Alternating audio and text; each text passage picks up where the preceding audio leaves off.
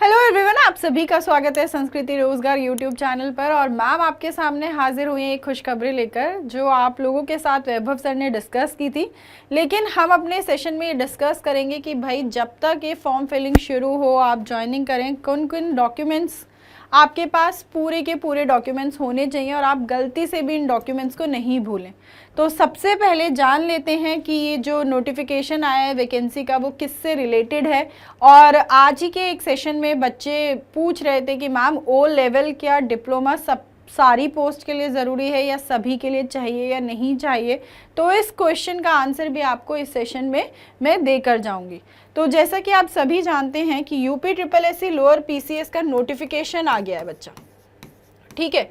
अब UP triple SC notification निकाल रहा है तो सबसे इम्पॉर्टेंट बात यहाँ पर आपके लिए आपका पीईटी का स्कोर हो जाता है, क्योंकि पीईटी की जो कट ऑफ जाएगी उसी के बेसिस पर आप इसको आगे प्रोसीजर आपका कंटिन्यू होगा।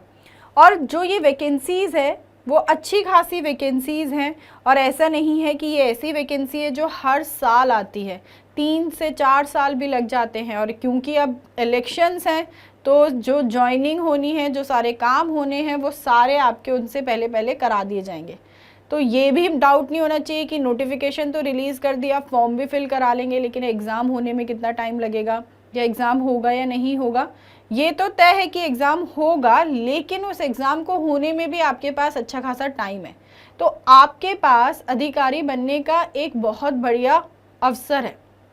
जो यूपी पीसीएस की तरह एग्ज़ाम कराया जाता है, उनके थ्रू कुछ वैकेंसीज़ को इधर शिफ्ट कर दिया है तो कुछ उधर शिफ्ट कर दी गई हैं।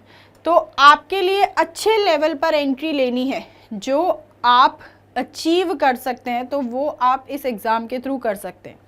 यहाँ पर जो टोटल वैकेंसीज़ आई हैं वो काफ़ी वैकेंसीज़ आई हैं, 2285 पोस्ट हैं आपकी जो यहाँ पर सीटें आई हैं। और जो आपका पीईटी का 2025 का जो स्कोर है वो यहाँ पर कंसिडर किया जाएगा। तो आपका एक अच्छा खासा स्कोर बन रहा है, तो आप इसके लिए एलिजिबल हो जाते हैं। अब यहाँ पर वो आप लोगों से क्या क्या मांग रहा है, तो देखिए यहाँ पर हम लोग बात करें कि आपकी ऑनलाइन जो फॉर्म सबमिशन स्टार्ट होंगे वो कब से शुरू होंगे, तो ज़रा देख लेते हैं। अभी नेक्स्ट मंथ से भी नेक्स्ट मंथ आपका नोटिफिकेशन आया था 30 मार्च को। जो फॉर्म फिलिंग शुरू होगी वो फॉर्म फिलिंग शुरू होगी आपकी 29 मई से 29 मई। लगभग आपके पास पूरे के पूरे 2 महीने पड़े हुए हैं। तो नोटिफिकेशन आ गया है, फॉर्म 29 तारीख से भरे जाएंगे मई से, लेकिन वो तैयारी शुरू कर दें और आपकी ये डेट ना मिस हो जाए कि भाई कब से फॉर्म भरना था, लास्ट डेट कब है। तो अभी ही अपने फ़ोन में एक रिमाइंडर सेट कर लेना कि हमें ये फॉर्म फिल करना है, और कोशिश करना कि जैसे ही फॉर्म फिलिंग स्टार्ट हो तो आप स्टार्टिंग में ही इस फॉर्म को फिल कर लें। लास्ट तक छोड़ते हैं ना तो टेक्निकल इश्यूज़ की वजह से कई बार फॉर्म सबमिशन नहीं हो पाता या फीस सबमिट नहीं हो पाती है। तो ये सारी प्रॉब्लम्स आप लोगों को नहीं हो, इसीलिए कोशिश कीजिएगा कि स्टार्टिंग में ही आप फॉर्म फिल कर दें। तो आपके 29 मई से जो है फॉर्म फिलिंग स्टार्ट होगी, और उसके बाद भी इन्होंने 18 जून तक का समय दिया है जब आप फॉर्म सबमिट कर सकते हैं। और अगर कोई चेंजेस करने, कोई बदलाव करने, तो उसके भी आप अगले 1 हफ्ते तक बदलाव कर सकते हैं, 25 जून तक। बस उसके बाद आप कोई चेंजेस नहीं कर पाएंगे। जैसे कि दिसंबर में फॉर्म भरा गया था लेखपाल का, मई में एग्ज़ाम है, तो ये लगा लो कि 4 से 5 महीने का टाइम तो ले ही जाएगा एग्जामिनेशन में, जब फॉर्म फिल होने के बाद, सब कुछ होने के बाद। तो आपके पास बहुत अच्छा टाइम पीरियड है इस एग्ज़ाम की तैयारी करने के लिए। आगे बढ़ते हैं। अब जो ऑनलाइन प्रक्रिया शुरू की जाएगी वो आपको UPSSC.government.in के होम पेज पे ही शुरू होगी, ठीक है। आप यहाँ जाकर आप पीईटी के थ्रू अपना एप्लीकेशन प्रोसेस स्टार्ट कर सकते हैं, उसके रजिस्ट्रेशन के थ्रू। यहाँ पर आपको क्या क्या देना है, आपको एप्लीकेशन फॉर्म फिल करना है, आपको सेलेक्ट करना है आप कौन सी कैटेगरी से हैं, उसके बाद आपको आप किस पोस्ट के लिए अप्लाई कर रहे हैं वो आपसे सिलेक्शन मांगा गया है, फिर आपके फ़ोटो और सिग्नेचर अपलोड किए जाएंगे और बाकी जो डिटेल्स पूछी जाएंगी वो आपको अपलोड करनी है। उसके बाद हम लोग बात करें फ़ीस की कि टोटल फ़ीस कितनी है इसकी, तो वही सिर्फ और सिर्फ मात्र कितने रुपए का फॉर्म है, ये भी 25 रुपये का फॉर्म है। कुछ बच्चे कंफ्यूज हो जाएंगे कि ये 50 है क्या, ये देखो आवेदन शुल्क 0 है और ऑनलाइन प्रक्रिया शुल्क 25 है, तो उन दोनों को मिलाकर टोटल कितना 25। General category, OBC, SC, ST सबके लिए एक ही कैटेगरी का फॉर्म है, एक ही कैटेगरी की फ़ीस है, 25 रुपये की फ़ीस है जो आपको देनी है। अब मुख्य परीक्षा के लिए शुल्क का भुगतान सिर्फ वही स्टूडेंट्स करेंगे जो वहाँ पर शॉर्टलिस्ट किए जाएंगे, सिर्फ उन्हें ही मुख्य परीक्षा का फीस भरनी है। ऐसा नहीं है कि हर कैंडिडेट को भरनी होगी, जब पीईटी के स्कोर पर शॉर्टलिस्ट किए जाएंगे सिर्फ वही भरेंगे। फिर आप लोगों को डैशबोर्ड में जाकर आपको अंतिम लास्ट फॉर्म सबमिट करना होगा ओटीपी के थ्रू और आपको ये सब संभाल कर रखना है। अब जो हम बात करें इसकी पोस्ट की, अब कुछ स्टूडेंट्स ना यहाँ पर कंफ्यूज हो जाते हैं, उन्हें लगता है कि कुछ पोजीशंस के बाद स्थाई और अस्थाई लगा हुआ है कि भाई ये तो परमानेंट है ये टेम्पररी है, क्या ऐसा है क्या? तो जो वो प्रोबेशन वाला पीरियड का टाइम है वो उसको इंक्लूड किया हुआ है, एक तरीके से परमानेंट वैकेंसीज ही हैं, तो आप इन्हें भी सेलेक्ट कर सकते हैं। और हर पोस्ट की अच्छी खासी वैकेंसीज है, जैसे कि निदेशालय कोषागार यूपी का विभाग का सहायक कोषागार लेखाकार की 548 जो है पोस्ट हैं जो आपकी स्थायी हैं। अगर आगे बढ़े तो ये पूरा का पूरा कैटेगराइजेशन किया हुआ है कि कौन सी पोस्ट के कितने कुल पद खाली हैं, वो स्थायी है, स्थायी या अस्थायी दोनों है। अब अस्थायी से आप लोग कंफ्यूज नहीं होंगे, आपको परमानेंट हो ही जाने हैं आप बाद में, सरकारी नौकरी है ये, ठीक है। फिर यहाँ पर अगर आप ब्लाइंड हैं, लो विजन है, डेफ हैं, तो वो सारे यहाँ पर जो आरक्षण प्रबंधी संबंधी प्रावधान है वो मेंशन करने होंगे आप लोगों को। आप जिस भी कैटेगरी से फॉर्म भर रहे हैं, आप याद रखना, आप ओबीसी कैटेगरी से भर रहे हैं, ईडब्ल्यूएस कैटेगरी से भर रहे हैं या फिर एससी कैटेगरी, एसटी कैटेगरी से भर रहे हैं, तो आपके पास सबसे पहले ये डॉक्यूमेंट्स तो होने ही चाहिए फॉर श्योर। और ओ लेवल का जो डाउट है, तो बेटा आप देखोगे तो एक पोस्ट है जहां पर उन्होंने ओ लेवल में डिप्लोमा मांगा है, लेकिन वहां ये मेंशन है कि आप उसे बाद में भी दे सकते हैं, ज्वाइनिंग के बाद में भी। फॉर्म फिल करते वक्त वो आपसे ये नहीं मांग रहा है, ज्वाइनिंग के बाद मतलब आप फिल कर लो, एग्ज़ाम दे लो, तब आप ओ लेवल का डिप्लोमा ले लेना। तो उस एक पोस्ट के लिए आपको ओ लेवल का डिप्लोमा भी चाहिए होगा कंप्यूटर में। वो आपकी जो पोस्ट है वो है अधिशासी अधिकारी, ठीक है। ये वाली जो पोस्ट है अधिशासी अधिकारी, यहाँ आपसे कंप्यूटर में ओ लेवल का डिप्लोमा मांगा है, बाकी किसी और के लिए नहीं मांगा है।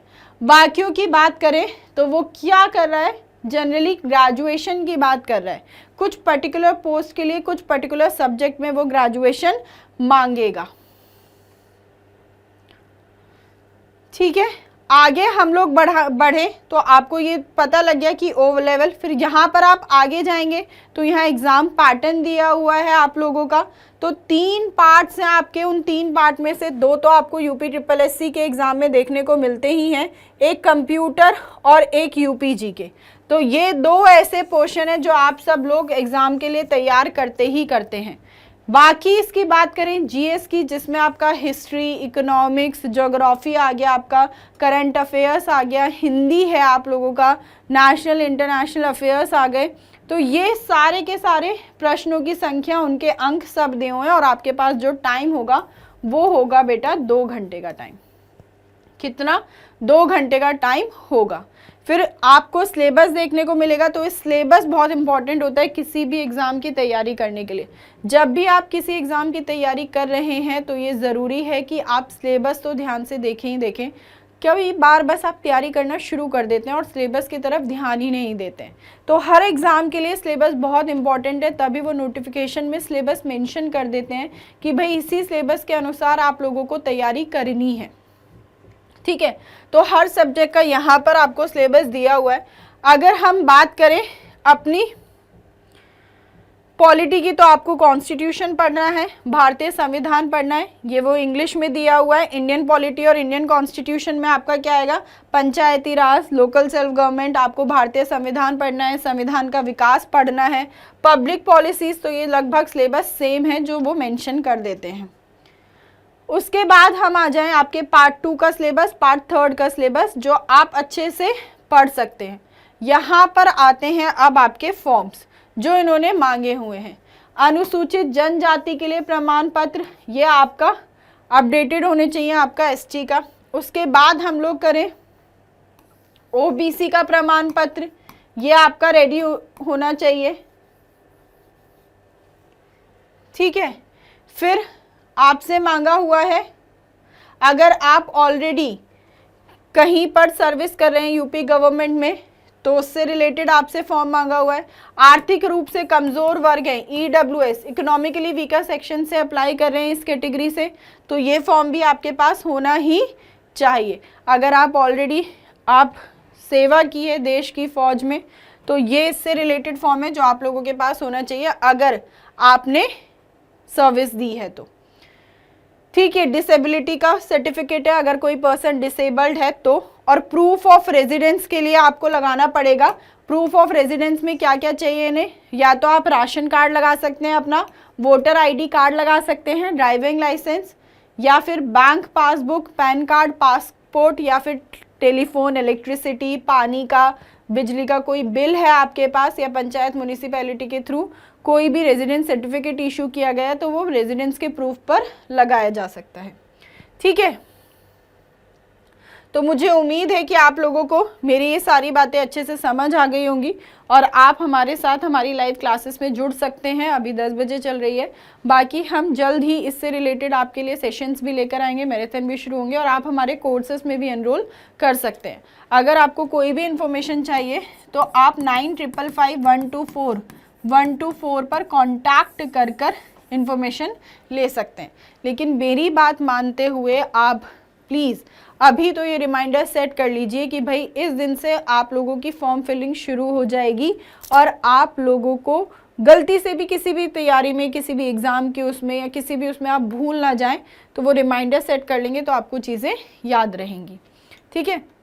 बाकी हम लोग लाइव क्लासेस में मिलेंगे।